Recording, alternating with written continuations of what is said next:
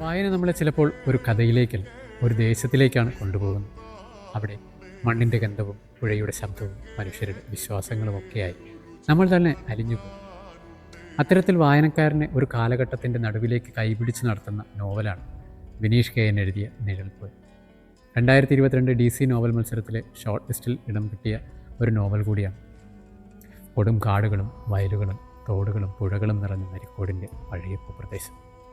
വെളിച്ചമെത്താത്ത ഇരുണ്ട കാലം. ആ കാലത്ത് ജീവിച്ച മനുഷ്യരും അവരുടെ വിശ്വാസങ്ങളും ഭീതികളും പ്രണയങ്ങളും ഇവയെല്ലാം ചേർന്നാണ് ഈ കഥ മുന്നോട്ട് നീങ്ങുന്നത്. ദൈവം മനുഷ്യനാവുകയും മനുഷ്യൻ ദൈവമായി ഉയരുകയും ചെയ്യുന്ന അതിരുകൾ മങ്ങിയ ഒരു ലോകം. ഒരാളുടെ ചെവിക്കുള്ളിൽ കേൾക്കുന്ന ശബ്ദം അത് ദൈവത്തിൻ്റേതോ ചെകുത്താൻ്റേതോ. ജീവിതത്തിലേക്ക് കടന്നു വരുന്ന ആ അന്യമായ ശബ്ദങ്ങളെപ്പോലെ തന്നെയാണ് ഈ നോവലിൻ്റെ അനുഭവം.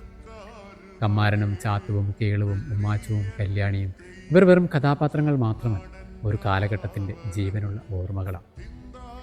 തെയ്യങ്ങളുടെ ചുവപ്പും മന്ത്രങ്ങളുടെ നിശബ്ദതയും ജാതി വ്യവസ്ഥയുടെ ഇരുണ്ട നിഴലും ഇതിനെതിരെ പൊങ്ങിയ മനുഷ്യ ശബ്ദങ്ങളും എല്ലാം കൂടി ചേർന്നാണ് നിഴൽപ്പോർ തൻ്റെ ലോകം സൃഷ്ടിക്കുന്നത്.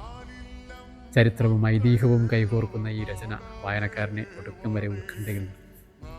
കഥകളുടെ ഉള്ളിൽ കഥകൾ പിറക്കും. ഓരോ പേജ് മറിക്കുമ്പോഴും ഒരു പുതിയ നിഴൽ നമ്മെ പിന്തുടരുന്നു.